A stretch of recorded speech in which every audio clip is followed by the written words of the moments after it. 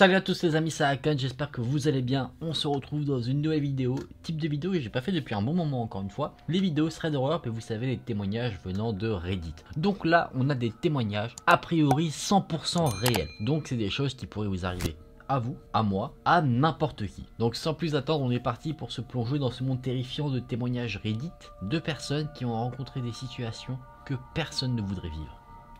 Dans cette première histoire, on va voir le récit de Alyssa. Comme beaucoup de threads Reddit, c'est un nom fictif, un nom que j'ai donné à la personne parce qu'on n'a pas de nom. La personne fait un témoignage anonyme, donc on n'a pas son nom normalement. Donc c'est pour ça que je vais lui donner ce nom-là, comme ça, je trouve que ça lui va bien. Alyssa nous dit qu'il y a quelques années, elle a déménagé avec l'ami d'un ami, qui était une fille totalement sympathique, qu'on va appeler Eva. Alyssa et Eva s'entendaient bien parce qu'elles étaient tous les deux assez indépendantes. Elles travaillaient toutes les deux, elles avaient toutes les deux un petit ami et elles ne se croisaient pas forcément beaucoup dans leur appartement.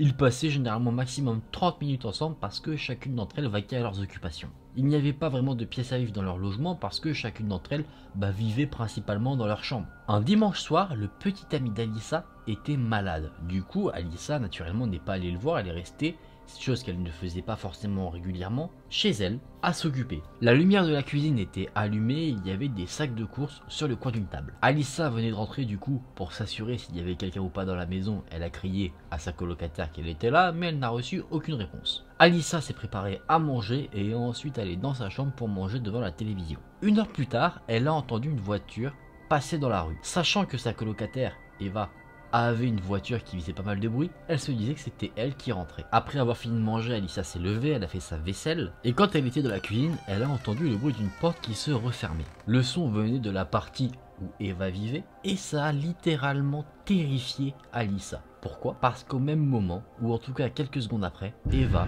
la colocataire, est rentrée dans le logement par la porte d'entrée. Donc visiblement, ce n'était pas Eva. Eva, en voyant l'air totalement terrifié d'Alyssa, lui demande ce qui se passe et là un nouveau son va se faire entendre, toujours venant des appartements de Eva. Silencieusement Eva demande mais qu'est-ce qui se passe? Ce à quoi Alyssa va répondre qu'elle n'en sait rien et elle va crier pour essayer de faire peur à la personne qui s'est visiblement introduit dans leur logement. Je vais chercher ma batte de baseball car j'ai entendu un bruit. C'est ce qu'elle fait en tout cas et ensemble elle regarde pièce par pièce s'il y a quelqu'un. Elle ne trouve rien et il ne reste plus qu'une pièce à vérifier, la buanderie, là où il y avait la machine à laver.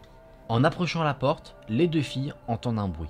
Le bruit de la fenêtre qui s'ouvre et de quelqu'un qui y passe. L'intrus avait sauté par la fenêtre et avait atterri du coup dans le jardin du voisin. À ce moment-là, les deux jeunes filles appellent la police et elles restent là, totalement tétanisées, jusqu'à ce que la police arrive. Pendant des mois, les deux jeunes filles ont plaisanté sur ce qui s'était passé en disant que c'était un fantôme peut-être qui était là parce qu'elles avaient vu des choses bouger par rapport au moment où elles les avaient laissées. Par exemple, des clés qui ont été posées d'une certaine manière sur un meuble qui avait été un peu tourné. Vous voyez ce genre de petits détails. Parfois les jeunes filles rentrent dans leur logement et les lumières sont allumées, il y a une odeur étrange alors que personne n'était là de la journée. Les serrures sur la porte arrière étaient déverrouillées alors que pourtant elles faisaient quand même relativement attention à la sécurité, donc c'est quelque chose d'assez étrange quand même. Et ce qui est quand même encore plus étonnant concernant ce qui s'est passé ce soir-là, c'est qu'il n'y a eu aucune entrée qui a été forcée. Il n'y avait aucune empreinte sur les fenêtres. Il semblerait que le propriétaire de la maison vivait dans leur rue. Les deux jeunes filles l'ont rencontré qu'une fois, et c'était quelqu'un apparemment d'assez creepy. Il n'inspirait pas du tout confiance. En réfléchissant un petit peu, les deux jeunes filles réfléchissent à des objets qui auraient disparu, mais elles n'en ont jamais vraiment discuté, parce que c'est des objets plutôt insignifiants. Un vêtement, un déodorant, ce genre de choses. C'est pas des objets non plus de grande valeur. Alyssa et Eva pensent que probablement, ce fameux propriétaire creepy s'introduit de temps en temps dans la maison. Et elles n'ont jamais eu de preuves pour indiquer si c'était le cas ou pas, parce qu'ils se disent que le propriétaire aurait les clés de la maison, vivant dans la rue, il pourrait savoir quand les jeunes filles sont là ou pas pour s'y introduire. En tout cas, Alyssa, en repensant à cette histoire, est très heureuse que ni elle ni Eva aient été agressées ce soir-là. Elle est heureuse qu'elles aient été aussi ensemble ce soir-là, c'est-à-dire que Alyssa ne soit pas seule, que sa colocataire ne soit pas seule pour éventuellement se protéger. Les amis, ce récit s'arrête ici. C'est vrai que c'est quelque chose d'assez assez intéressant et assez intriguant. On n'a pas affaire à quelqu'un qui veut cambrioler la maison, mais ça en reste quand même assez creepy. Si on part du principe que ce n'était pas du coup un voleur qui s'est fait débusquer, mais que c'est bien le propriétaire qui s'introduit dans la maison pour, je pars très loin, sentir les vêtements, ce genre de choses. Vous voyez, quelqu'un qui est très creepy, un peu voyeur même.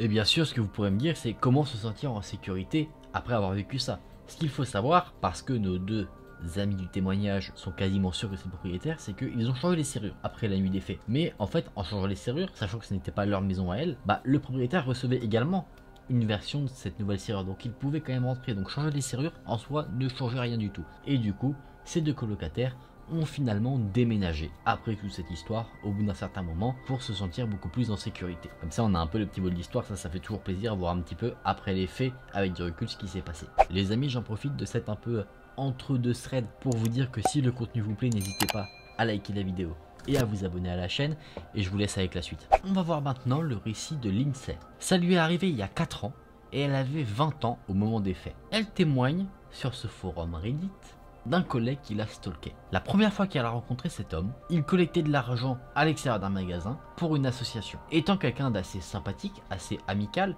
Lindsay lui a dit bonjour. Elle avait l'habitude de dire bonjour aux personnes. Cet homme était un homme qui avait son âge, la vingtaine, assez grand, qui avait un peu des cernes au niveau des yeux, des cheveux courts et noirs. Lindsay a parlé avec lui pendant à peu près 2 minutes. Pour simplifier l'histoire, on va l'appeler Joe. Donc Alyssa a parlé avec Joe pendant à peu près 2 minutes, histoire d'échanger des banalités. Rien en tout cas de réellement très intéressant.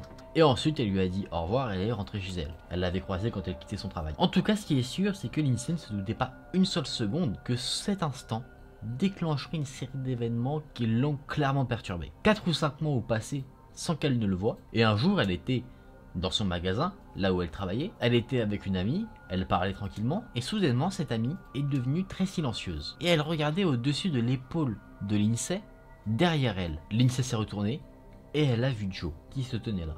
Joe a engagé la conversation, il lui dit bonjour, il lui dit qu'il se souvient d'elle parce qu'ils avaient parlé un petit peu justement quand il collectait de l'argent, et il en profite pour lui demander son numéro. Étant assez jeune et n'ayant jamais vécu vraiment de mauvaises expériences, Lindsay lui dit que elle ne se souvient pas comme ça de son numéro de téléphone, mais en tout cas qu'elle voudrait bien prendre le sien et qu'elle lui enverrait un SMS plus tard. Lindsay avait son téléphone en main, du coup en parlant elle agitait son téléphone et en fait elle avait un petit ami. Et son petit ami c'était sur fond d'écran, du coup elle essayait de faire comprendre qu'elle n'était pas intéressée, mais elle n'osait pas le dire. Et pas de chance pour elle, l'homme lui donne quand même son numéro. Et ce qu'elle a fait immédiatement une fois qu'elle a enregistré le numéro, c'est qu'elle l'a bloqué. Comme ça Joe n'a aucune chance d'avoir son numéro, en théorie. Il y a quelque chose que Joe va dire qui a glacé le sang de Lindsay quand elle a posé son téléphone dans un petit tiroir en sécurité pour qu'elle puisse ensuite travailler tranquillement. Il a dit « Tu dois garder pour toi tout ce que je t'envoie ». À ce moment-là, Lindsay est très mal à l'aise. Et elle répond, gênée, bien sûr. Et après, elle met fin à la conversation en disant « C'était sympa de te parler, mais maintenant je dois retourner au travail ».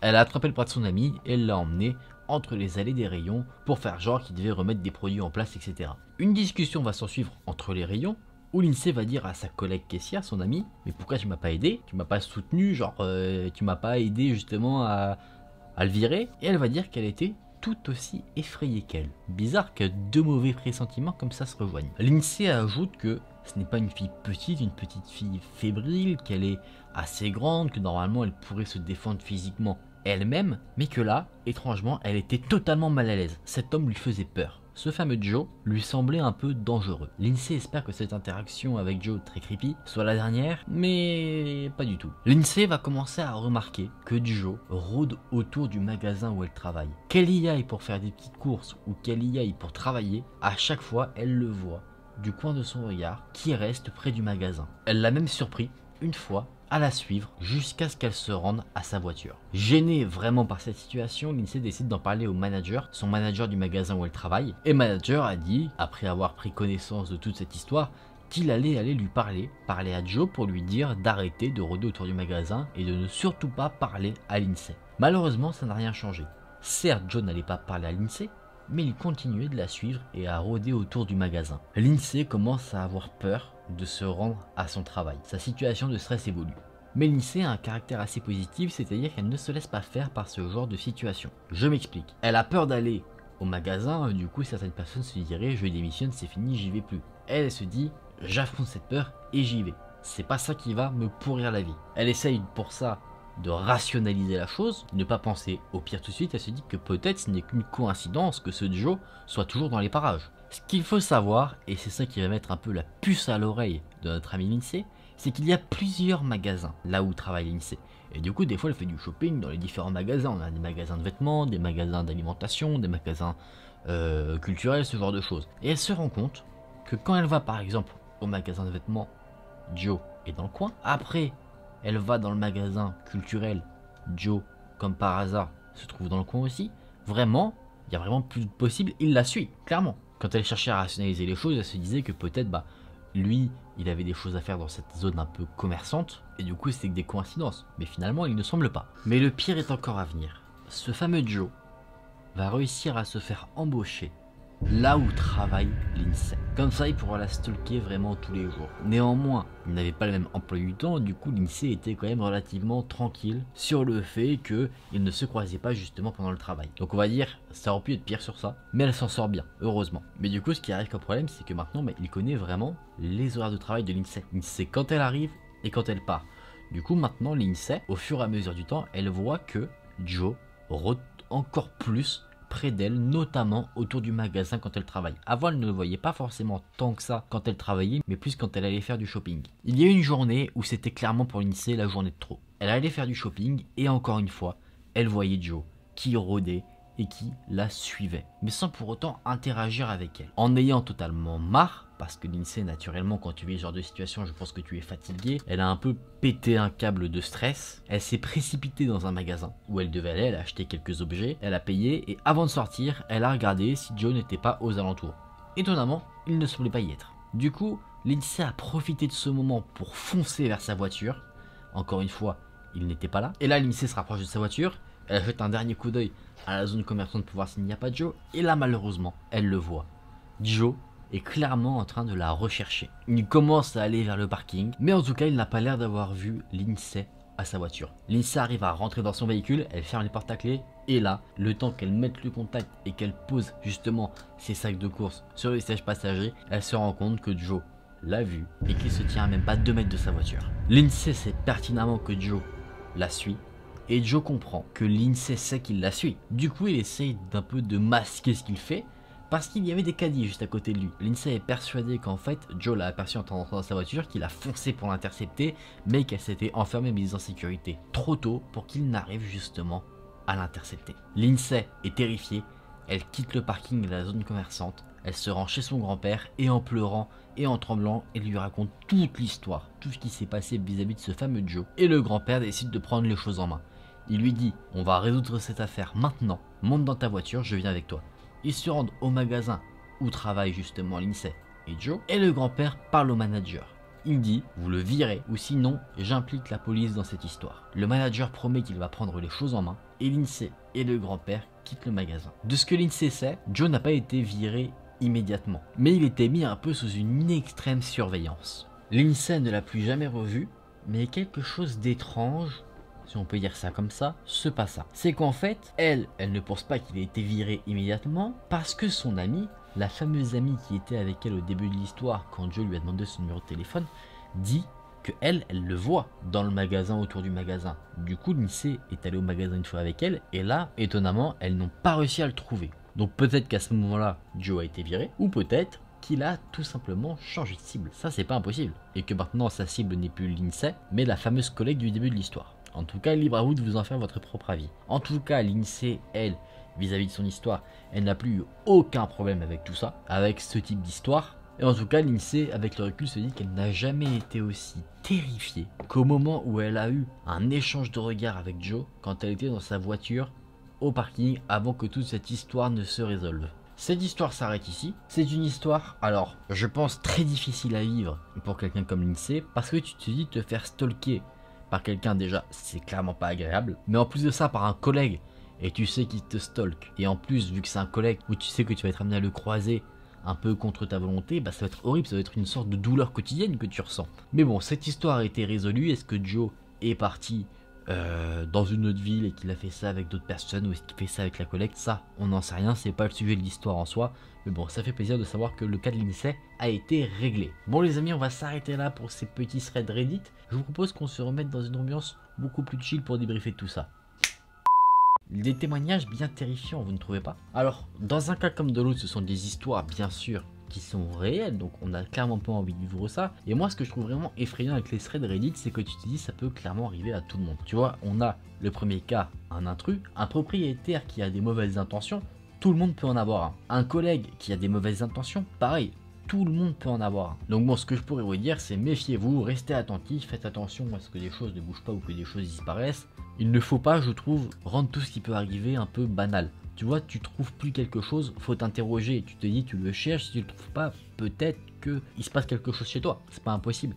Si tu remarques qu'un de tes collègues a un comportement suspect, reste attentif. Après, bien sûr, il ne faut pas accuser tout le monde, mais tu dis, voilà, faut faire très attention, et c'est ça aussi qui est intéressant dans ces threads, c'est que ça nous montre bien jusqu'où ça peut aller. Là, on va dire que ça va, parce que ça ne va pas non plus dans le pire cas, c'est-à-dire un meurtre, une agression, quelque chose comme ça, mais ça peut quand même déjà jouer sur le mental des personnes qui le vivent. Vous voyez, par exemple, sur la première histoire, c'était Alissa qui nous racontait son histoire, pas maintenant, elle vérifie toujours chaque pièce de son logement parce que ça l'a marqué. Lindsay, elle se souvient de cet échange de regard qu'elle a eu et ça la marque à vie également, donc vous voyez comment ça impacte, donc il faut vraiment faire attention aux situations qu'on peut avoir dans la vie, sans vouloir non plus trop vous traumatiser.